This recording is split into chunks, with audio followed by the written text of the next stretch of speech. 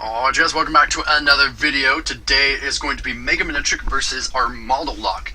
Kind of a weird thing, the upper half of the bracket, the first 32 games, were all fairly even on the average time. There were a couple there were a couple quick games, but for the most part all of them were the same length. The bottom half of the bracket is where everything went kind of haywire. It brought us like the quickest games, it brought us a lot of quick games. It brought us the quickest game, and then the longest game, the whole 4-hour marathon that was Palki Dialga.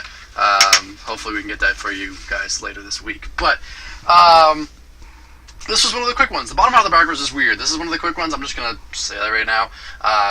It wasn't a close game, but we will talk about the matchup just for learning purposes, I guess. The idea is Mega Manectric is going to want to just kind of go faster, I would say. It wants to get that Mega Manectric out before it gets locked. If that Mega Manectric can come out, then it really doesn't worry about drawing cards, because all of the acceleration is going to come from the discard, obviously, from the Mega Manectric.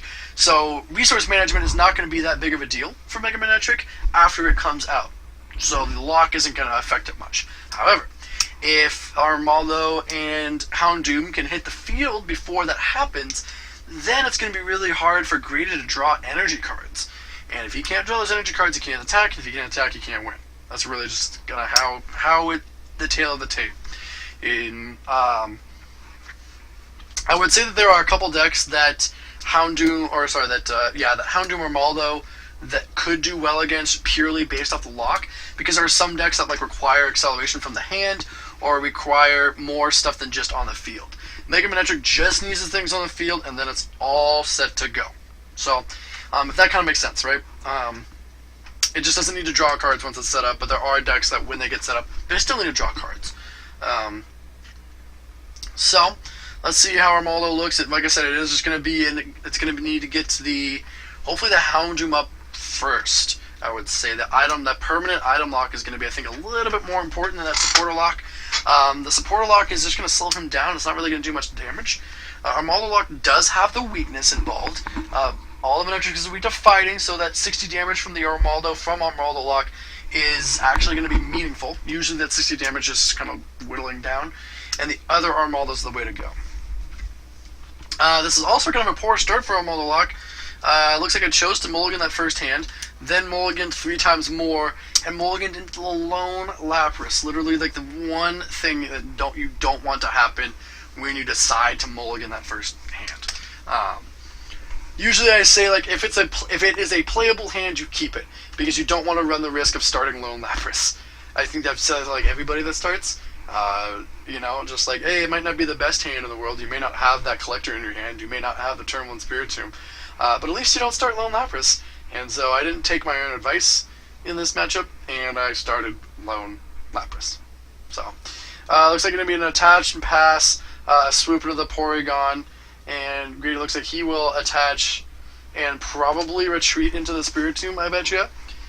And then Spiritomb up into the Claydol or the Manectric. Oh, excuse me. Not the Mega Manectric, but maybe just a Mega Manectric. Oh, so it looks like actually the way Grady's going to do this, that may look confusing. He's going to swoop actually into the Electrike, and he didn't realize the Electrike had free retreat. So he swoops into the Electrike, and then Rosie's for the Porygon, so that he could attach to Electrike. And then it's going to be a Darkness Grace into the Claydol. When I follow up with a Karina, definitely going to grab Baltoy, and Oak is the one I would say. I was going to say Oak or Scoop Up, but it's just going to be Oak and pass. Grady in full control here. He's going to be looking for an I bet you anyways, he's going to be looking for a Manectric so that he can get that turn 2 Mega Manectric. And that looks like he's probably actually going to grab that. So looks like a Mallow. Going to probably put at least a Manectric on the top. Yep. Looks like he's going to get a Manectric, or both Manectrics, and Porygon 2, and an Energy. And then there's going to be a Darkness Grace, definitely for that Mega Manectric. Grady is in business. Looks like I finally top deck a Ninja Boy. Trying to get that Lapras out of there. It's going to be kind of hard telling what I'm going to get. Maybe the Spiritomb looks like? Yep. Gonna grab a Spirit Gem so I can hopefully at least, get kind of set up. Here's a Clay Doll coming in. So I just need to evolve. I just need to dodge this this Guzma or Lysander. If I can dodge Guzma or Lysander here, I am set. I am fine. I am A-okay. If I can dodge even the Gust of Wind, because he can get it with the Hex Gust of Wind. Hopefully I can dodge that and be set up for next turn. Dodge the Pyroar, the Phantom Forces Pyroar. You need to dodge that as well. There's a lot that I need him not to hit so he doesn't kill Claydol. There's an N.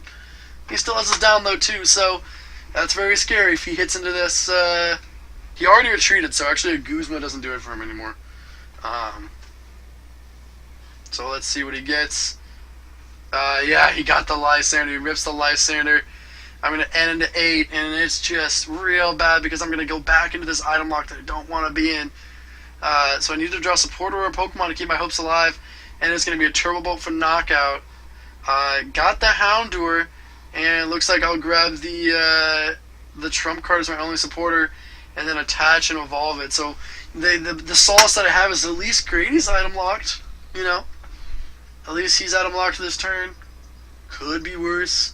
But the Guzma comes down, and he's going to attach and retreat the Manectric EX. And I'm going to go back into this item lock. Just a slow, bricky start. Need to start that Lapras. Iris just to get rid of it, and there's going to be a draw, and just a brick and a pass, and that's a game. Wish that game could have been better, and this is why not playing best 2 out of 3 during the early stages of the game kind of hurt some decks. But we're already playing at the very least 63, maybe, obviously more games than that, so couldn't do best 2 out of 3 this time. Maybe Armaldo Lock will make it back for the next round when we do this again next summer. So, thanks for watching, guys. We'll see you next video.